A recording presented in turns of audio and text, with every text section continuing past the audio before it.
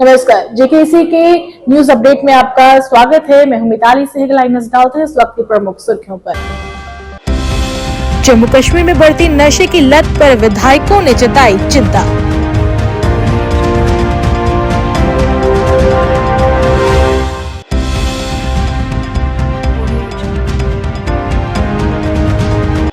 बारामूला में पुलिस चौकी old town के पास संदिग्ध ग्रेनेड हमला।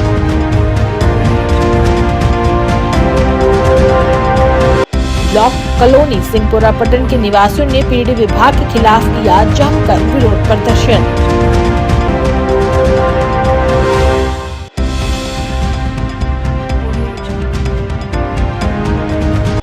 और कश्मीर में बर्फबारी से चमके पहाड़, मगर जन जीवन पर पड़ रहा है असर।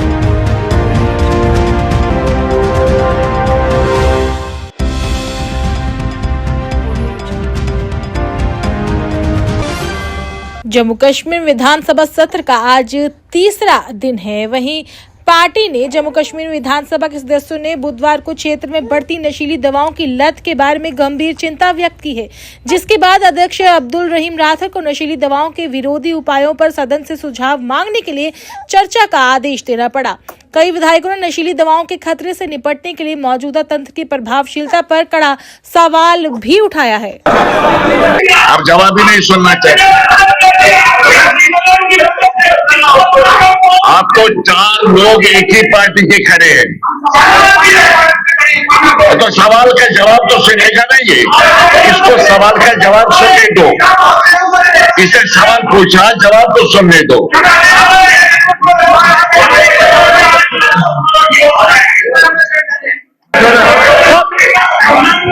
सुनिए ना, एक सेकंड। आप एमएलए साहब,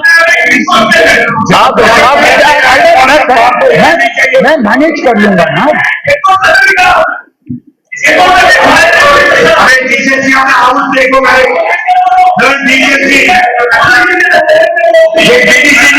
जवाब सुनो। अगर साहब को मैं ये बताना चाह रहा था और पूरे हाउस में इस प्रोसीडिंग में मैं लाना चाह रहा था, जिस ऑटोनॉमी की रिजेक्शन की बात करते हैं, जिस ऑटोनॉमी को हम पांव से लेकर सर तक रिजेक्ट करते हैं, जब स्वर्गीय अटल बिहारी वाजपेयी जी की कैबिनेट ने उसे रिजेक्ट किया, तब उस अटल बिहारी वाजपेयी जी की गवर्नमेंट के पार्ट उमर अब्दुल्ला साहब थे। इसलिए मैंने कहा कि सागर साहब को अपने मिनिस्टर से पूछना चाहिए, अपने चीफ मिनिस्टर से पूछना चाहिए कि ऑटोनॉमी को रिजेक्शन करने के लिए केवल बीजेपी नहीं, ये भी हमारे उस वक्त पार्ट थे। तो ये 2 चेहरे, जम्मू कश्मीर में एक चेहरा, दिल्ली में दूसरा चेहरा, ये मैं इनको याद दिलाना चाह रहा था। दूसरा, सागर साहब ने इखवानीज के लिए हमारे पार्टी की तरफ इंडिकेट करने की कोशिश की। मैंने इनको याद दिलाया कि इखवानीज की क्रिएशन भी फारूक अब्दुल्ला साहब की थी। ज्वाइंट रैली भी इनको मैंने याद दिलाई, जब कुक्का परे और फारूक अब्दुल्ला साहब ने एक ज्वाइंट रैली की थी इखवानी के साथ। उसको बहुत ज्यादा शो किया था फारूक अब्दुल्ला साहब ने। 2002 में जावेद शाह जो इखवानी लीडर था, बांडीपुरा से, वो नेशनल कॉन्फ्रेंस का लीडर था। तो मुझे लगता है इतने सीनियर लीडर, इतने सीनियर एमएलए पता नहीं किस दुनिया में जी रहे हैं। इनको पता ही नहीं, माजी का नहीं पता, प्रेजेंट का नहीं पता, भविष्य का नहीं पता। आते हैं असेंबली में, चिल्लाते हैं और चले जाते हैं और सिर्फ स्टेट एक्सचेकर पे एक बोझ बने हुए हैं। मुझे बहुत ही तरस आ रहा है ऐसे लोगों। आप जानते हैं, लेकिन आज भी लिखत में उन्हें ब्यूरोक्रेट दे रहा है। मुझे तकलीफ हो रही है। वो ब्यूरोक्रेट जिसने मेरी आवाम को नचाया है, जिसने जम्मू कश्मीर को लूटा है, आज उसी का जवाब मेरा सुनने के लिए आवाम में नहीं आएगा। आवाम में वही जवाब सुनेगा जो सड़क पे बैठा हुआ शख्स, जो ये नेता है, सवाल भी पता है, उनके जवाब भी पता है। बस फर्क इतना है, ये इंप्लीमेंट कब करेंगे या अपनी कार्रवाई कब करेंगे, अपनी ताकत जनता के लिए कब दिखाएंगे, उन लोगों को कब रोकेंगे। रेप का माफिया है, स्कूल का माफिया है, शराब का माफिया है, सड़क का माफिया है, अस्पताल का माफिया है। उन चीजों पर रोक कब लगेगी, उस दिन का इंतजार महराज करेगा, वरना तब तक बोलना छोड़ेंगे। चौधरी साहब कहते हैं आप अपना डीडीसी का एक्सपीरियंस यहाँ शेयर करें। आपको नहीं करो, ये अपना एक्सपीरियंस बताएं। मैंने 4 साल के अंदर 250 ट्रांसफार्मर्स लगाए। कोई मंत्री बता दे कि उसने अपने टेन्योर के अंदर कितने लगाए। अरे 70 लाख के बजट से अगर मैंने इतना काम किया, तो सोचो जम्मू कश्मीर के अंदर अगर मेरे जैसे इन्होंने मेरी सीट बदल दी।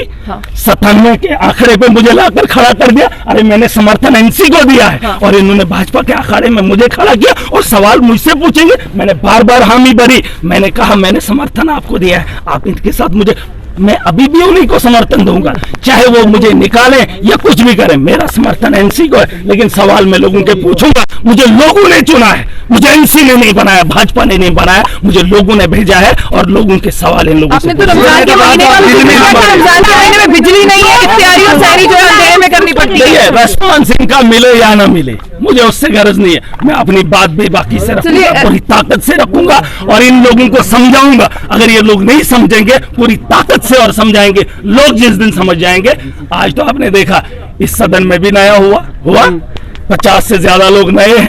अरे मुझ जैसा आदमी भी पहली बार आया है, अभी सीट 97 की है, तो खिसकते खिसकते हम भी पहुंच ही जाएंगे। ऐसा नहीं है, जम्मू कश्मीर के हालात बदलने के लिए मुझे जो भी करना पड़े मैं करूंगा। देखिए, नौजवानों के मामले इन्हें नहीं पता है, बात करनी पड़ेगी इनको। अगर सदन में के सेशन में उन्होंने ये बातें नहीं लाई तो देख लेना जम्मू कश्मीर की आवाम इन्हें माफ नहीं करेगी। में लिए गए हैं लोगों से, क्योंकि पॉपुलर गवर्नमेंट नहीं थी और we are a fragile ecology.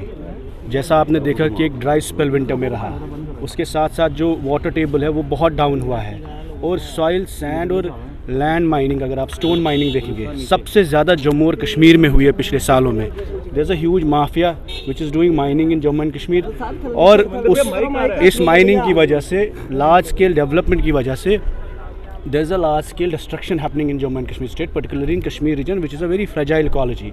तो हमने गवर्नमेंट से ये मांगा था कि ये जो एनवायरनमेंट रिलेटेड इश्यूज़ है, क्या आपकी एनवायरनमेंट असेसमेंट होती है हर प्रोजेक्ट्स की, चाहे वो सड़क हो, रेलवे हो या कोई बड़ी टनल हो या कोई बड़ा प्रोजेक्ट हो, तो उसकी एनवायरनमेंट असेसमेंट होनी चाहिए ताकि हमें ये पता लगे कि जो वाटर टेबल है वो क्यों डाउन हो रहा है, क्या कि हमें क्लाइमेट चेंज जो अब नज़र में आ रहा है, आपने ड्राई स्पेल देखा विंटर का, तो ये सब चीज़ें, क्योंकि because we are forcing troubles of environment in the coming times, so we have sought explanation from the honourable environment minister that what is the environment assessment of all the ongoing projects in Jammu and Kashmir which are happening in the name of development and is causing a large scale destruction of our resources and environment.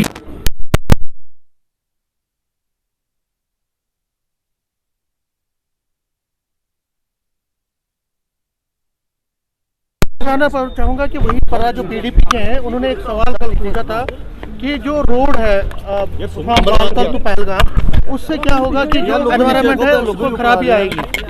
अब वो जो है अमरनाथ यात्रा के बारे में कह रहे हैं कि जो रोड बन रहा है, देखिए ये सिर्फ एक रोड की बात नहीं है। जहाँ भी रोड बने जिससे कि एक लगेगा कि इन्वायरमेंटल इम्पैक्ट एसेसमेंट की ज़रूरत है, मुझे लगता है वहाँ माहिरीन से इन्वायरमेंटल इम्पैक्ट एसेसमेंट की बात करें होनी चाहिए और हर रोड को, ये नहीं सिर्फ एक रोड को सिंगल आउट करना चाहिए, हर जगह जहाँ जिससे हमें ये लगे कि इससे जो हमारा एनवायरनमेंट है वो इम्पैक्ट होगा, उसका क्या इम्पैक्ट होगा, तो उसके बाज़ाब्ते एक मैकेनिज्म बना हुआ है, EIA हम कहते हैं। तो EIA करके मुझे ये, अगर EIA है तो EIA बनाना चाहिए हर उस जगह जिसके परिवर्तन जो हमारा जो एनवायरनमेट है उसको किसी तरीके से इम्पैक्ट होने की ज़रूरत है। मिशन सैफरन की भी बात की गई कि आप वहाँ पे कश्मीर की बात करें। देखिए, मिशन सैफरन 2011 में 400 करोड़ रुपए दिए गए थे और उसमें दो कंपोनेंट्स थे। एक ये था कि रिजुवनेशन का और इलाकों में फैलाया जाएगा और ये था कि इसमें एक स्प्रिंकल इरिगेशन की व्यवस्था। कल मध्य रात्रि के दौरान police post old town Baramulla के पीछे एक विस्फोट जैसी आवाज सुनाई गई, जिससे आम जनता में चिंता पैदा हो गई। किसी के हाथाहाथ होने या क्षति होने की फिलहाल खबर लिखे जाने तक कोई सूचना नहीं थी। पुलिस दलों ने सहयोगी एजेंसियों के साथ तुरंत क्षेत्र की घेराबंदी कर तलाशी अभियान शुरू किया और आपको बता दें कि तलाशी के दौरान लगभग 10:40 रात के पुलिस चौकी के पीछे की तरफ इसकी चारदीवारी के बाहर एक ग्रेनेड पिन बरामद किया गया है, जिसके बारे में संदेह जताया जा रहा है कि ये ग्रेनेड हमला था और इससे पुलिस को संदेह हुआ कि एक बड़ा हमले का एक प्रयास था। Grenade police post old town के अंदर एक ऐसे क्षेत्र में गिरा और विस्फोट हुआ जहां कोई क्षति या हताहत होने की संभावना नहीं थी। वहीं इम्पैक्ट क्रेटर का अभी तक कोई पता नहीं लगाया जा सका। गहन पूछताछ शुरू कर दी गई है और इलाकों में उसके आसपास तलाशी खबर लिखे जाने तक जारी थी।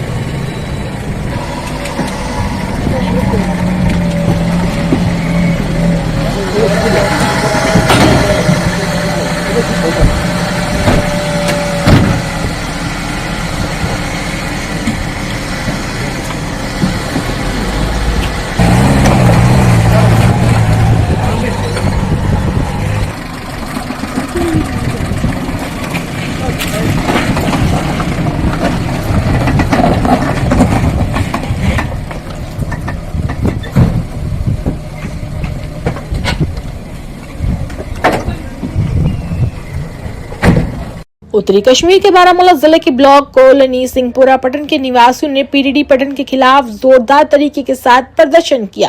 प्रदर्शनकारियों ने पीडीडी के विरोध में राष्ट्रीय राजमार्ग को लगभग आधे घंटे तक अवरुद्ध कर दिया।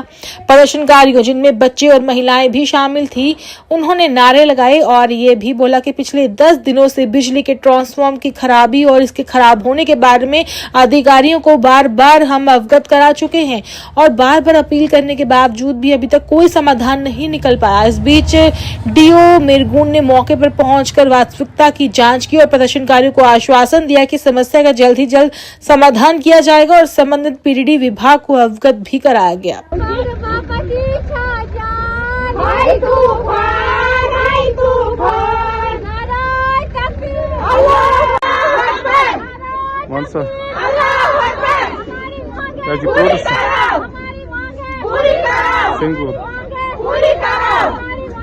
और उस पर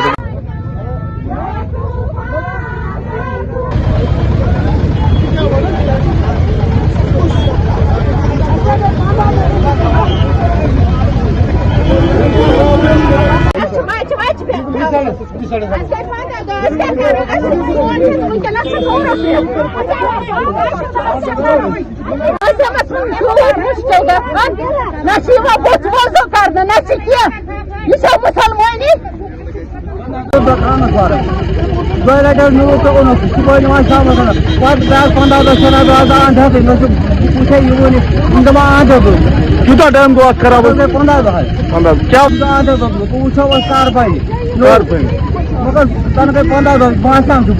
क्या मुझे व्यसान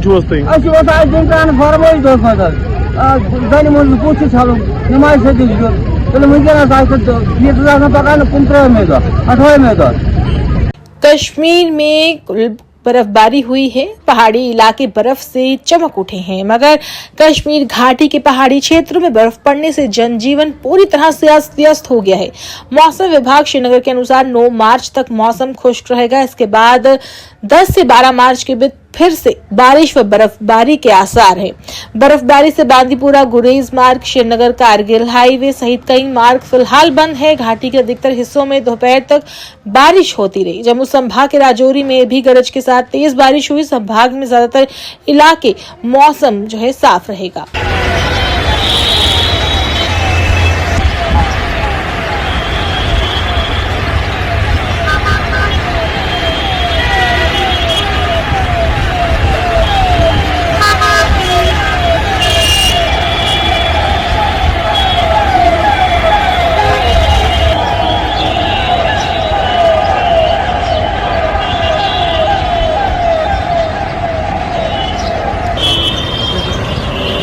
वाड़ा करनाहा चौकीबल सड़क पर भारी बर्फ से ढकी हुई है और साधना टॉप पर 7 फीट बर्फबारी दर्ज की गई है। हालांकि हिमस्खलन की चेतावनी का स्तर आज से घटकर 3 हो गया है, लेकिन जोखिम अभी भी ज्यादा है।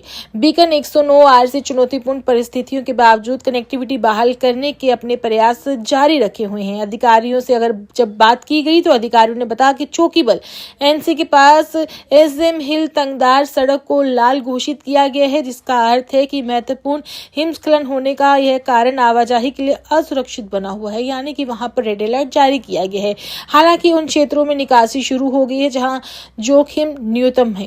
अधिकारियों से जब बातचीत की गई तो उन्होंने कहा कि अगर मौसम स्थिर रहा तो यहाँ पे अभियान कल फिर से सुबह शुरू किया जाएगा। उन्होंने इस बात पर जोर दिया कि सारा काम हिमस्खलन की चेतावनी के स्तर और सुरक्षा स्थितियों पर निर्भर करता है। चल रहे बर्फ के हटाने का काम टीपी से चौकीबल सड़क को साफ कर दिया गया। तंगदार से 46 किलोमीटर, SM हिल से तंगदार तक, डिग्री कॉलेज से तंगदार हेलीपैड अधिकारियों ने निवासियों से अनावश्यक यात्रा से बचने और परिचालन जारी रहने के दौरान सुरक्षा सलाह का पालन करने का आग्रह किया है।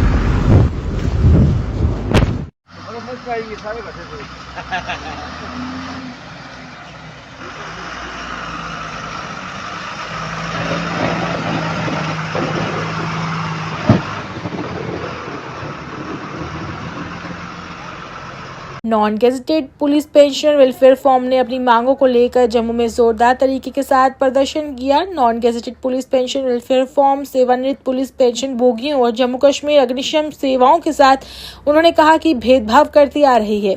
वहीं अजीत सिंह की अध्यक्षता में हरि सिंह पार्क जम्मू में ये विरोध प्रदर्शन किया गया। उन्होंने कहा कि हम सरकार जम्मू कश्मीर यूटी के समक्ष अपने ये मुद्दे लगातार उठाते आ रहे हैं। उन्होंने कहा कि जब पूरे राज्य में 5 वेतन आयोग लागू किया गया, लेकिन केवल इस पुलिस विभाग को छोड़ दिया गया था, उनमें से कुछ की अवधि भी समाप्त हो गई है। उन्होंने कहा कि इसका लाभ हमें भी मिलना चाहिए। वहीं पूर्व सैनिक पुलिस कर्मियों के कई मुद्दे PR भी उन्होंने बातें की और सेवा एवं अन्य सैनिक बलों की तर्ज पर सेवानिवृत्त पुलिस कर्मियों को स्वास्थ्य देखभाल नीति प्रदान करने का भी आग्रह किया। साथ ही अधिकतम सेवानिवृत्त लोगों को पिछले 1 साल से उनकी छुट्टी का वेतन, ग्रेच्युटी फंड नहीं मिला है। उन्होंने जल्द से जल्द धनराशि देने की भी मांग की है ताकि उनकी समस्याओं का समाधान हो सके। में जो मेडिकल अलाउंस 1000 रुपया दिया जा रहा है, तो जम्मू में वो 300 रुपया ही दिया जा रहा है। तो ये मतलब हमें समझ नहीं आती कि भाई जम्मू के साथ ही इतना भेदभाव क्यों है। अगर ले को वो दे सकते हैं तो जम्मू को क्यों नहीं मिल सकता।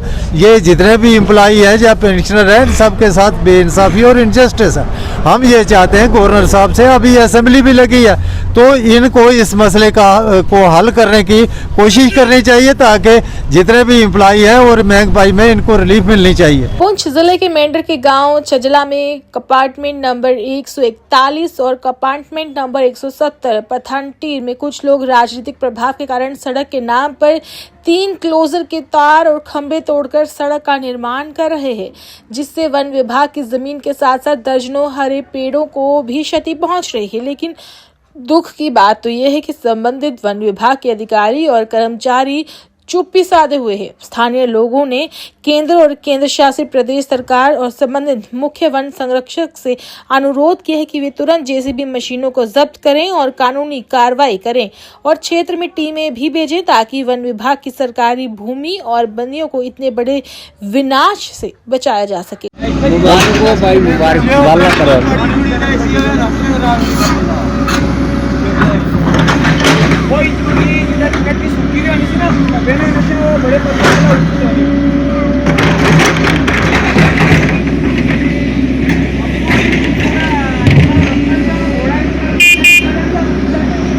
JKC के प्रयत्न है। मैं थी आपके साथ मिताली सहगल। आप देख रही है JKC न्यूज। नमस्कार।